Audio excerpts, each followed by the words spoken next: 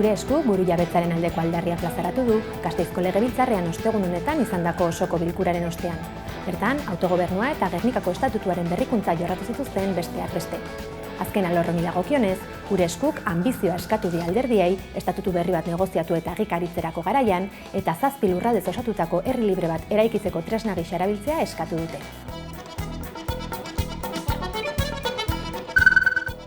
Iruindarren 42 Sanfermietako zezenketen alde dago eta 46 aurka. Halaxe islatu du behintzat Nafarroako hiriburuko jaien inguruan plazaraturiko inkestak.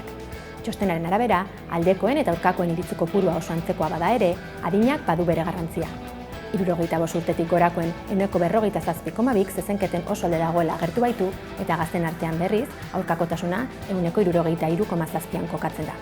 Generoari dagokionez, gizonezkoen 36,9 Sanfermietan zezenketak gauzatzearen oso aldeko agertu da, baina emakumeen 31,2 aldiz oso aurka.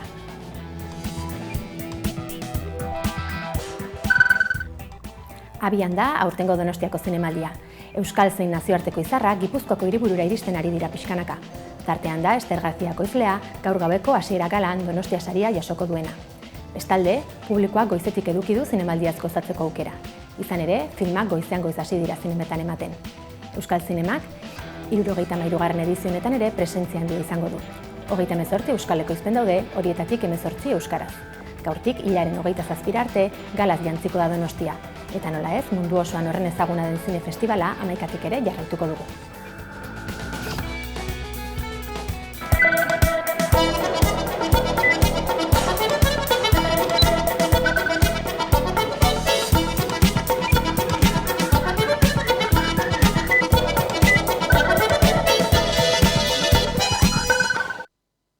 Gabon guztioi eta ongietorri irailaren 19 honetako albistegira. Ostiral honetan plazaratu du epaileak Aroztegiko aferagatik auziperatutakoen sententzia. Ez dute kartzela zigorrik jasoko, baina isunak ordaindu beharko dituzte. Gehienez, 9.000 eta 9.900 euro. Aroztegiko 7 auzipetuek ez dutela kartzela zigorrik beteko, baina isunak ordaindu beharko dituztela erabaki du Nafarroako Justizia Auzitegi Nagusiak. Protestetan parte hartzeagatik 5.800 eta 9.900 euro arteko zigorrak ezarri dizkiete, eta obren arduradun ziren bi enpresei kalte ordainak eman beharko dizkiete.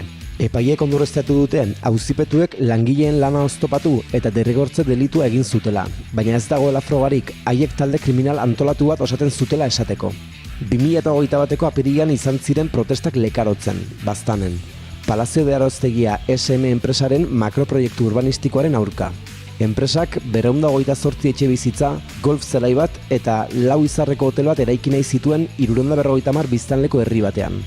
Proiektua geldiarazteko ekintzetan identifikatu zituzten auzipetuak.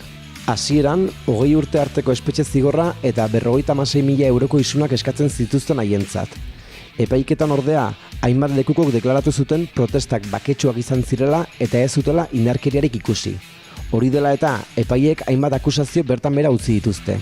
Auzipetuek salatu dute fiskaltzak eta enpresak narrazio misogino eta klasista bat egin dutela, emakume bat taldeko buru bihurtuz. Epaileek ez dute kontakizun hori ontzat eman. Sententzia ez da irmoa eta helegitea aurkezteko aukera badago oraindik.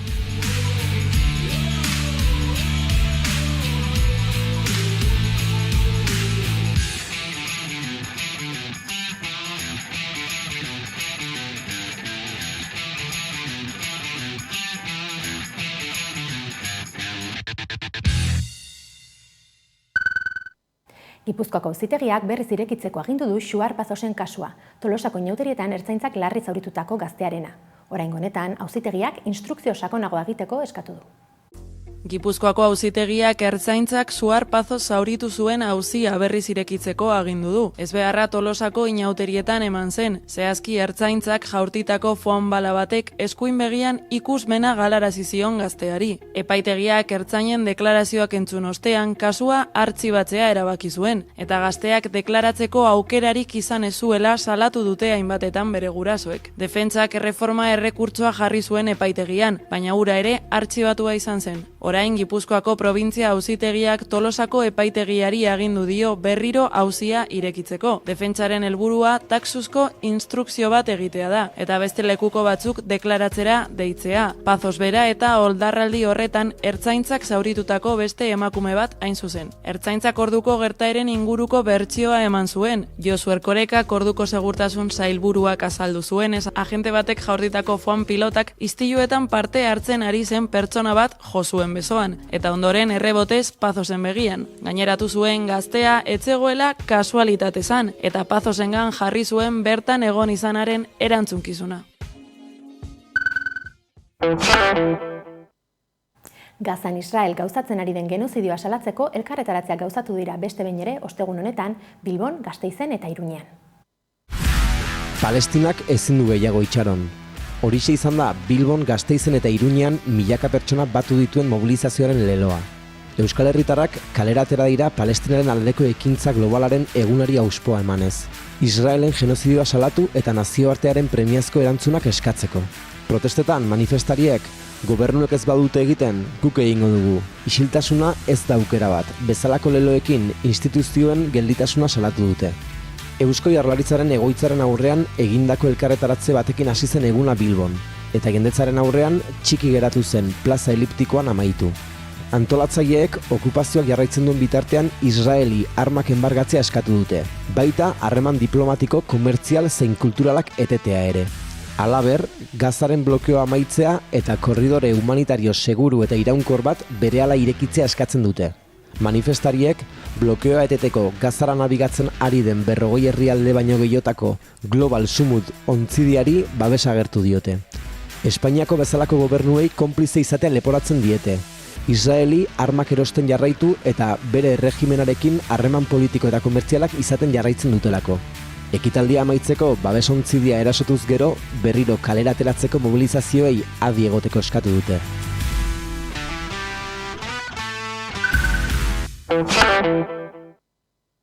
Maderas de Llodioko beharginek greba mugagabeari ekingo diote astelehenetik aurrera. Dagoeneko 2 lanuztegun egin dituzte enpresak iragarritako 39 kaleratzen aurka. Maderas de Llodio enpresak bigarren greba eguna izan du ostegun honetan. Mobilizazioak goizeko 5etan hasi dira lantegiaren kanpoaldean egindako elkarretaratze batekin. Sindikatuek jakinarazi dutenez grebaren jarraipena erabatekoa izan da, eta ez da langilerik fabrikan sartu. Arratsaldean manifestazioa egin dute Sosa Jaraldea plataformarekin, eta horren amaieran beharginek jakinarazi dute datorren astelehenetik aurrera greba mugagabea abiatuko dutela. Enpresak egin nahi dituen 39 kaleratzen aurka. Protestek herritarren eta eskualdeko beste enpresa batzuetako langileen babesa jaso dute. Esaterako mobilizazioan langileen seme-alabek kartel propioak eraman dituzte, eskualdeak pairatzen duen desindustrializazioa salatuz.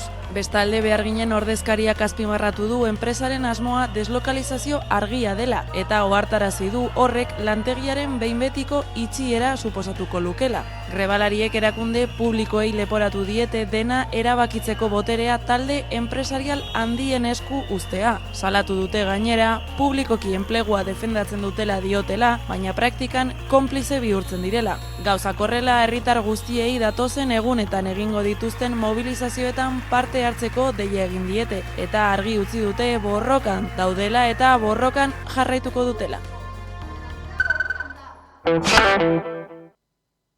Euskal Herrian 5.500 tortura kasu baino gehiago dokumentatu dira frankismoaz geroztik. Horietako 149 gutxienez Sakana eskualdean zenbatu dira. Bada tortura horiez hitz egiteko argitzen dokumentala egin du Mikel Atxo Urbi izenpean zuzendaritza talde batek. Manu Gomez zuzendaritzako kidearekin egoteko aukera izan dugu, dokumentala Donostiako zinemaldian aurkeztu bezperan. Ikus dezagun.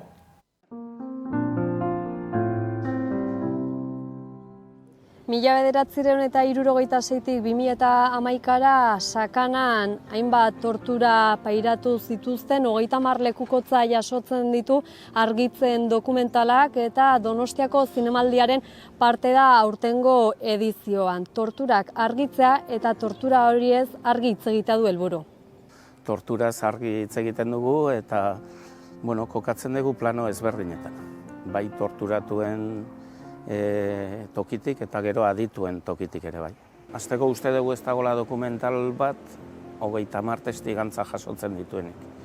Eta gero bestetik, adituek ematen diete ikuspegi ezberdina. Alde batetik ikuspegi historikotik lantzen dugu, bestetik psikologo adituak ditugu, torturak nola funtzionatzen duen psikologia ikuspegitik kontatzen dute.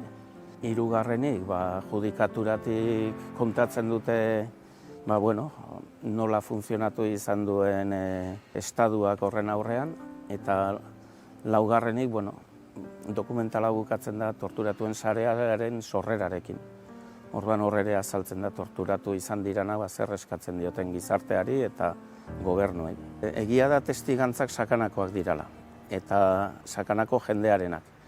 Baina iruditzen zaigu ez dela produktu lokal bat, ez dela bertako produktu bat. Euskal Herri osoan gertatu diren eta gertatu izan diren eta antzeko egoerak eta hori nahi dugu nolabait ere adierazi. Sakanan egindakoa da, baina sakanatik haratago iruditzen zaigu Euskal Herri osoko historia kontatzen dugula.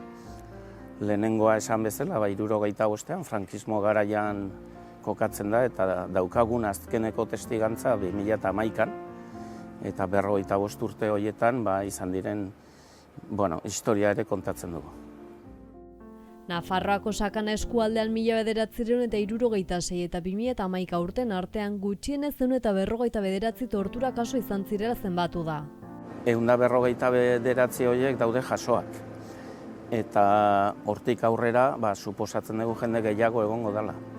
Gertatu zaigu, batzuk atxilotuak izan, jipoituak izan eta bere burua torturatu ez bezala sartzen dutenak.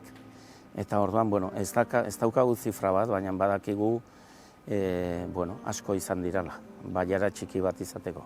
Guk dokumentalean egin deguna da, eta pixka bat hori da nahi deguna, jendea bere aurre iritziak utzi ditzala zinema aretotik kanpo, utzi ezala motxila kanpoan eta sartu dadila ikustera. Orduan adituek hitz egiten dute, beraien ahotan jartzen dituzte, beraien iritziak, eta sufritu dutena jartzen dute, beraien ahotan, beraien pasarteak. Eta orduan uste dugu, hortik norberak egingo duela bere irakurketa propioa. Garbi dago Euskal Herrian, frankismo garaitik gaur egunera arte, dokumentatua daude 5.500 gorako kasu. Eta zifra oso potoloa da begiak izteko. Argitzen auzolanean egindako dokumentala da. Diru laguntzak tartean badira ere ziurrenik zinemaldiko filmik merkeena izango dela esan digu Manu Gomezek. Zuzendaritza talde batek eramandu aurrera ekoizpena.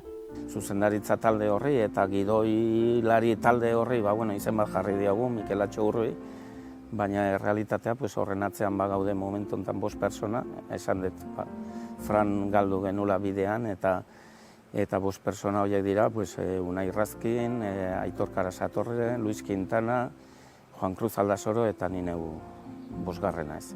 Auzolanean parte hartu dute zerrenda handi bat, itzultzaileak daude, entrevistak egin dituzten pertsonak, marrazkigileak, eta ez du ematen, baina historia honek jende asko ditu atzean. Fran Baldaren ideia bat. Arek esan zuen, begira, izu sakanan, begira, oso gutxi gara, denok elkar ezagutzen dugu, eta badaude hainbeste kasu. Eta lagun artean sortu zen, ez dakit, elkarrizketa batetik eta ideia batetik, hasi ginen tiraka. Eta erabaki genuen, biltzen ezana galdu egitezala, eta kontatzen ezana ahaztu egiten dela. Eta orduan esan genuen, ingo dugu bildu, eta bildu eta gero kontatu. Hasiera batean izan behar zuen dokumental xume bat, eta orain historia, denborarekin asko potoldu da. Zinemaldiak uste dugu ateak irekiko ditula, eta beste festival batzutara ate joka hasteko asmoa daukagu, eta ondoren hori herriz herri eta herrietan emateko aukera edo ez dugu baztertzen noski. Nahiko genuke Euskal Herriko zoko guztietara iristea.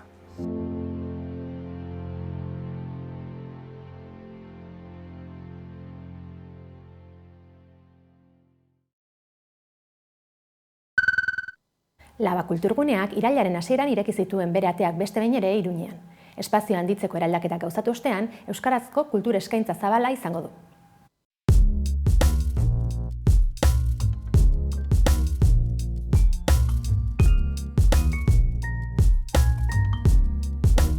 Iruñeko erdigunean, Laba elkartea taberna kultural bat baino askoz gehiago bihurtu da. Gastronomia, artea eta aktibismoan nahasten dituen gune bizia da, eguneroko bizitzan euskara sustatzeko. Proiektua pandemia garaian sortu eta 2022an ateak ireki zituen, Gazteluko plazaren erdigunean. Euskara oinarri gisa izanik, kontzertuak, hitzaldiak, erakusketak eta barreko ekintzak antolatu dituzte urteetan zehar. Proiektua handitzen joan den heinean, Labak aurtengo otsailean ateak itxi zituen handitze eta hobekuntza lanei ekiteko, eta irailean berriro energia berrituekin ireki ditu. Etapa berri hau eta aurre egin beharreko erronkak gertutik ezagutzeko, Ibon eta Jasmine bazkidekin, baita Joseba Zabala sukaldariarekin ere hitz egin dugu. Laba proiektu kulturala da. Hasieran sortutako 2022ko urtarrian, oker ez naiz, eta zabaldu ziren ateak hemen Gazteluko plazan toki berean, ze asmorekin irekitzeko espazio bat Iruñeko bihotzean, nolabait eskaintza kulturala izateko 100% euskaraz, Iruña batean. Orduan, erakusleio izan nahizun, nik uste dut lortutako helburua dela, eta gaur egun nik nola definitzen dut Laba berdin proiektu bat bezala filosofia batekin, eta batez ere oinarritzen da bere bazkidetan. Kontatu digutenez, Labaren eraberritzea suertatu gabe iritsi zen aukera izan zen. Erabaki bat baina uste dut suertatu zela aukera espazioa zabaltzeko, ze nahi dugu azpimarratu hau espazioa aldatu da, baina proiektu edo filosofia ez da inondik inora aldatu. Orduan suertatu zen aukera nolabait Laba berri bat irekitzeko, eta orduan otsailean itxi ziren ateak, egin genuen itxiera festa, guretzat gustatzen zaigu markatzea oso zehazki datak eta ospatzea, baita ere izten denean. Itxi zenean ospatu genuen itxiera festa, eta 6 hilabeteko obrak izan genituen Laban. Orain emaitza oso ikusgarria da, pentsatzen dut gustatzen ari dela, eta ikusi genuen bazegoela aukera zerbait gehiago eskaintzeko, ez? Bai kafetegia aldetik, bai espazio aldetik, bai kalitate aldetik, ari gara entzuten musika orain, baino funtsean proiektua ez da aldatu. Aretoaren handitzearekin batera, Laba berriak eskaintza handitu du. Aipatu dugun bezala toki ez da aldatu, oso nahi dut kokapen berean gaudela, baina bai zabaldu zela lokala. Orduan ikusten da espazio ezberdinak oso ongi markatuak, sartzen garenean gela handia, non esertzeko, kafe bat hartzeko, edo baita ere ikusteko zakit kontzertu bat, edo liburu aurkezpen bat, edo beste aldetik oholtza zabaldu da ere bai. Oholtza handiagoa da, eta horrek pentsatzen dut eta espero dut esan nahi du proiektu ambiziozoagoak edo izanen ditugula. Beste aldetik barra guztiz berria daukagu eta honekin lotuta kafetegi eta sukalde zerbitzua ere etorri da gurera, Torino berearen eskutik. Eta azkenik, azpimarratuko nuke batez ere musika izanen da Labaren ardatz nagusia eta hortarako sortutako musikagela batean gaude hemen, non soinu ekipo berri bat eta kalitatezkoa badugu orain, gozatzeko musika zuzenekoa edo entzuten duguna orain adibidez biniloen. Torino berria izena duen sukaldea dago berrikuntzen artean. Bertan, karta berezia prestatu dute, otordu ezberdinekin. Joseba Zabalak honen inguruko zehaztasunak eman dizkigu. Bertan, 12 langile daude osotara, eta Labarekin harreman zuzena dute. Geneukan nolabait ere pentsatuta zein formato ezberdinetan saldu nahi genituen platerrak. Horregatik egiten dugu plater berberaz, pintxo errazio erdia o errazio osoa. Eta gero, geneukan ere argi nahi genuena gertuko produktuekin lan egin eta nolabait ere gure normaleko produktuak eskaini, ez? Eta gainera geneukan ere argi nahi genuena partekatzeko platerak eskaini. Orduan guzti hori lotuz egin dugu pizkatxo bat menu hau. Laguntza izan dugu, Baserri Beriren laguntza izan dugu plater guztiak diseinatzeko. Eta gero Gorkak sasoiko platerak egin ditu eta egon behar da beti mugitzen eta 3 hilabetero egingo dugu menu aldaketa, pizkatxo bat. Baina, bagenukan argi, hemengo produktuak, hemengo platerrak, gutxi gora bera, izatea, partekatzeko izatea eta 3 formato hauek edukitzea. Programazio berriaren baitan, Iruñean irailaren azkeneko astean ospatuko den San Fermin txikitorako prestatu dituzten jarduerak aurreratu dizkigute. Gaur egun urrengo helmuga uste dela San Fermin txikito, hilabete bukaeran ospatuko dugula, eta labako, ohiko laba zabaldu zenetik, 2022tik, urtero badugu programa berdinean, nolabait eskaintzen dugu aste kultural bat. Orduan, okerez banaiz aurten asteartetik igandera hori da. Izanen ditugu egunero hainbat ekintza. Ezakit bereziena edo, orain bihurtu dena tradizioa izanen da gure karaokea Gabi de la Mazarekin larun batean, baino aparte egunero eskainiko dugu zerbait ezberdina. Iruñeko Gaztelu plazan horrelako lokal batek duen garrantzia azpimarratu dute. Naiz eta argi utzi duten, haien helburua Iruñ herri osora zabaltzea dela. Uste dugu alde batetik ikusgarritasun hori, ez? Gaztelu plazan gaude, eta hau da Iruñara datorren edonork zapaltzen duen tokietako bat, orduan hemendik pasako den edonork aukera izanen du euskararen edo erdigune hori edo benetan ikusteko. Eta aldi berean aukera bat espazio berriarekin lotuta, Jasminek esaten zuen bezala, eskaintza kultural hori zabaltzeko eta uste dugu jende gehiagori ere heltzeko aukera hori. Dena dela, guretzat importantea dela esan duzun bezala, alde zarran egotea esan nahi du asko, baino gure asmoa da baita ere etorkizunari begira zabaltza Iruñeko hainbat auzoetan esateko ez gaude bakarrik nolabait itxita alde zarrera, baizik eta auzoetara zabaltzea eta hondikit batera duela 2 edo 3 urte bezala ospatu zenez seismoa, orain erupzioa ekintzarekin gatoz, eta urtero ospatuko dugu festa handi bat Iruñeko auzo batean. Aurten izanen da azaroaren batean, Arrosadia auzoan eginen dugu festa handi bat egun osoan. Azpimarratu dutenez, proiektua publikoarentzat irekia da. Beraz, dei egin dute parte hartzera. Hori uste dugu saiatzen garela aniztasun horretatik eskaintza kulturala ematen, agian hainoikoak ez diren formato horietan, bakarrizketa probalekoa dugu, triviala euskaraz, mahai-inguruak, liburu aurkezpenak, agian poesia, dantza emanaldiak, antzerkia, oso eskaintza anitza uste dugu eta beti ere pentsatuz publiko desberdinetan eta hori aniztasun horretan. Hemendik aurrera irekita egongo da asteartetik igandera, ordutegi jarraian, hau da goizeko 9:00-etatik 11:30 aste tartez, eta asteburuan 12:30 arte. Orduan, hau espazio irekia da eta denak ongi etorriak. Eta proiektu irekia da ere, espazioaz gain, gu Ibon eta Bio gara voluntarioak, orduan edonor apunta daiteke eta bere laguntza eman, labak segitzen duelako izaten bazkideon proiektu bat.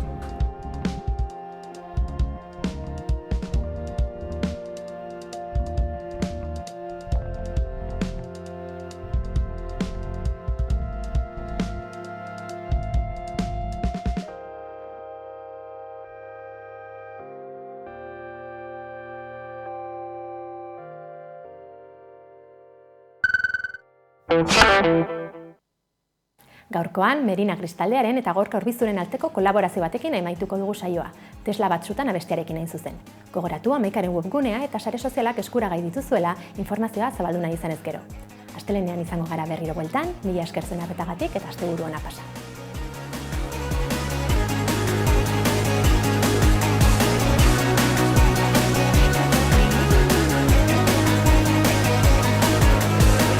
Mundua obretan dagotan guk apurtu dugu euria erru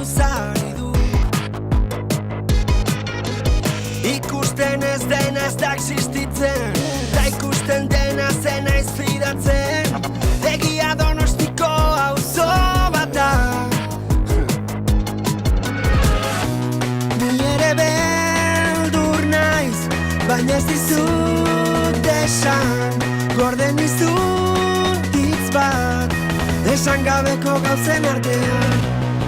Bakarrik sentitzen naiz batzutan, ikusi nahi dut esla basutan, ezu nola ezkutatuko zara, argiak itzaltzen direnean. Argiak itzaltzen direnean. Argiak.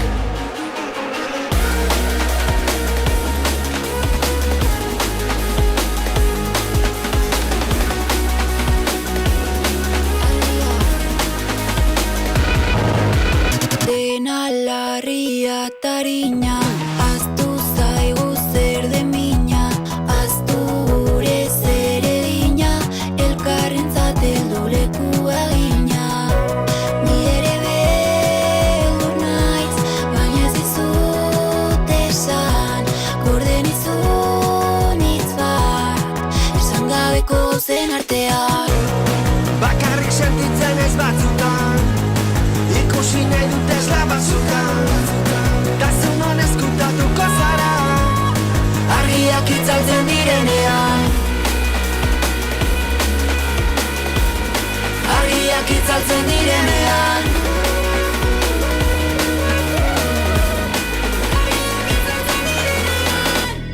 eta hemen gaude, bakarrizketak pilatzen, bata bestearen gainean.